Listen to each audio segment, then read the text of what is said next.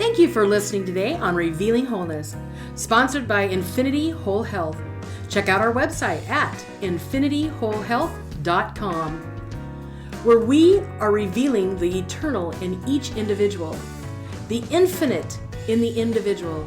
The creativity is made manifest. Limitation is let go. Now, here's your host, Dr. Troy Munson. Hello and welcome. I'm Dr. Troy Munson on Revealing Wholeness, and I love case studies. And this case study is on gout and what are some simple things that we can do for gout. But first, let's find out what really is gout. If you're out there and a gout sufferer, I have one sitting in the studio right now, and we're going to talk about gout. So, Bill, give me a rundown on gout. Give me a little history. Okay, well, my history is very simple. Okay, for years I have been fighting gout in my left and right foot. Is it more predominantly the right? It's more predominantly in the right than in the left. Yep. And what happened was not too long ago, in about the year 2000, I broke my ankle and they put a bunch of screws in there and put it all back together again, which was excitingly fun. Yes. After that, it was pretty calm, but every once in a while it would flare up. So I've been to about 3 different doctors, and just recently, oh my goodness gracious. Now, I want you to know that I read the labels because they have this gout diet where you should be the size of Twiggy after 6 months of eating on this gout diet, you know. Okay. So I read all this stuff on this diet, and then I go to the store, and I put my glasses on and my magnifying glass. Now, I love hot dogs. Okay. So I went in Bar S hot dogs, no MSG, no gluten, pork and chicken only. Sure. That's not good for gout people, I'm telling you. No, that's not too good. So after I ate about 400 pounds of those things, I love them. You know, you put them on a hot dog bun, put on them, oh, it's wonderful. All of a sudden, I noticed my foot starting to get a little bit sore. Yeah. So instead of using my head, which is not a good thing to do anyway, I usually had some of this uric acid cleanser that I would take when the thing started getting sore, and then I'd keep it elevated up, like the doctor said, and take ibuprofen for the pain. I didn't this time. You see, I just kept right on walking, and then I get up one morning, and my foot's about the size of 2 feet, and it's just throbbing. Yeah.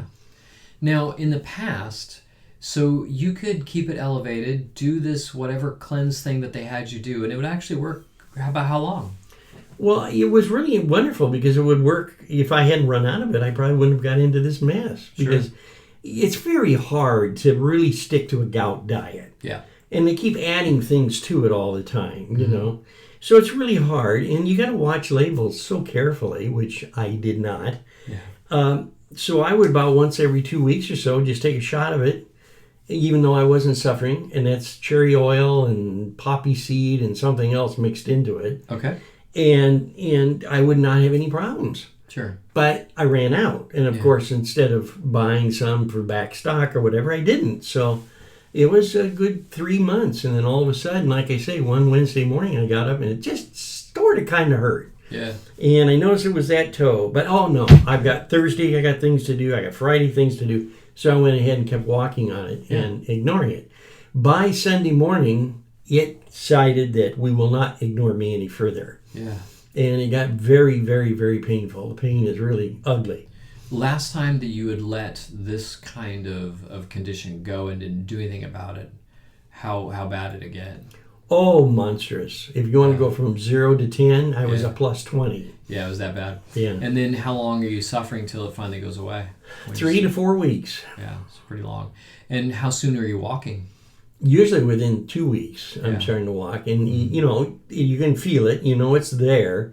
But you can get along with it. And by continuing to use the flush and occasionally ibuprofen. But like walking in 2 weeks, you're still using a cane and things. Oh, heavens, yes. Yeah. How long will you use a cane till it feels like you cannot? About 3 weeks. So at least 3 weeks. Yeah. And so this last time we did something different. You'd suffered for, gosh. Oh, it's been some time now. It'd been almost a week, I think, when you finally let me know. Yeah. The first week when it finally hit, the cane was even out of the question. I was actually going around the house in my office chair. Yeah, they had wheels. Around. Yeah.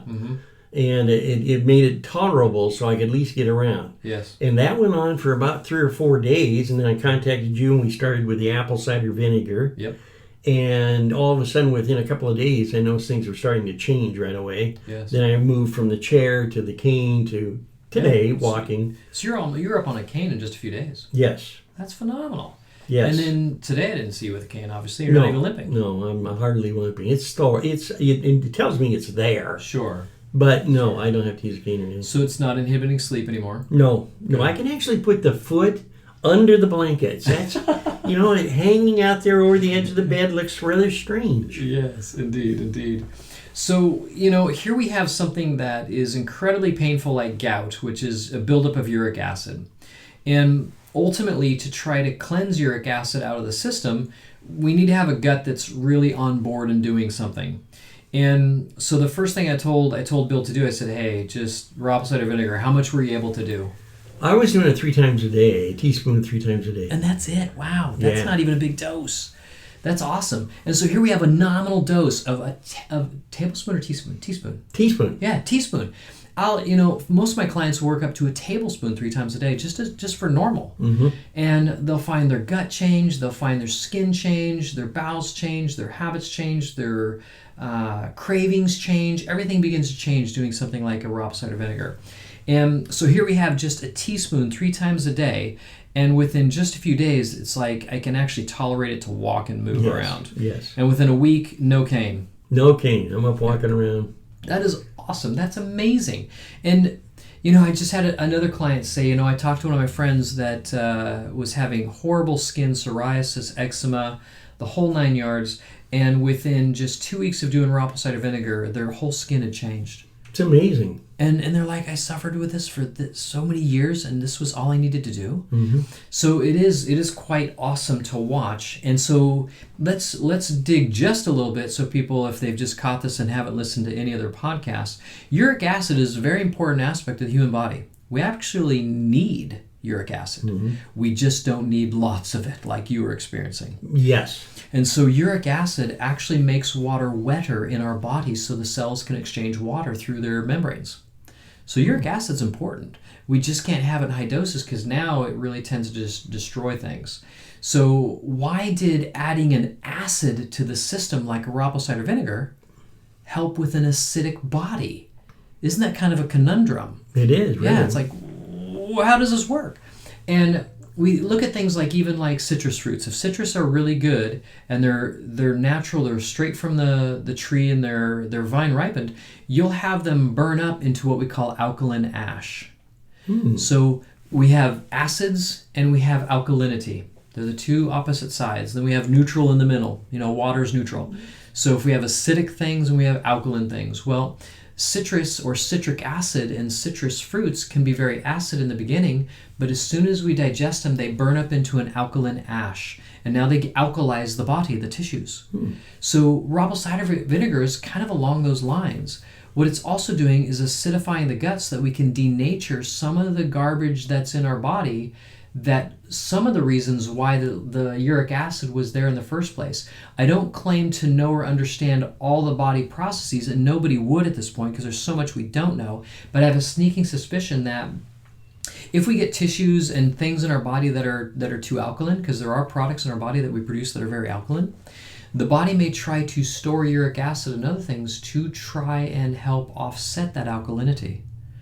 And when it happens, we now start getting gut or gout-like symptoms or other things.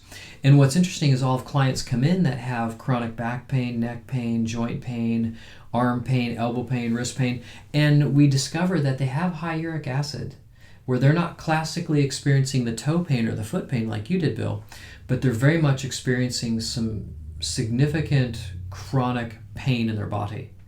And so as soon as we start acidifying the gut, we now start drawing all that off the body, and now the body can begin to heal and be much more happy as it's maintaining acidity and alkalinity in its normal parameters.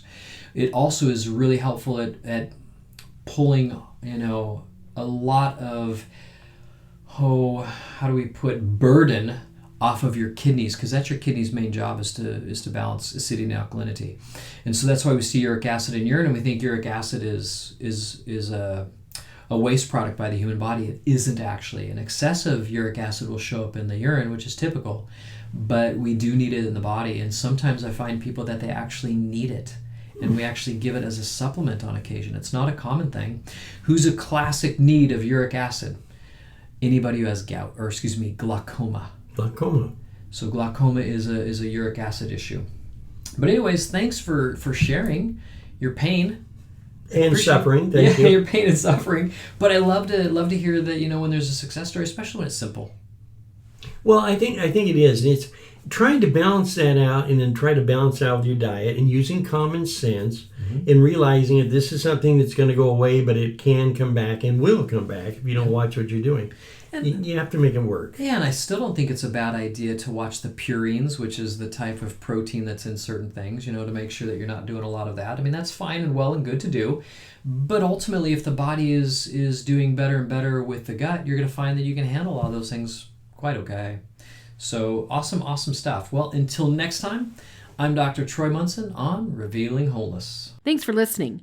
If you have any questions or comments, you can reach Dr. Munson at 360-893-8586 or email him at chiroman@dr.com. That's chiroman@dr.com. Check out our current workshop schedule on Facebook at Infinity Whole Health. The information on Dr. Troy Munson's podcast is meant to educate the listener and is not intended to diagnose, treat, cure, or prevent disease.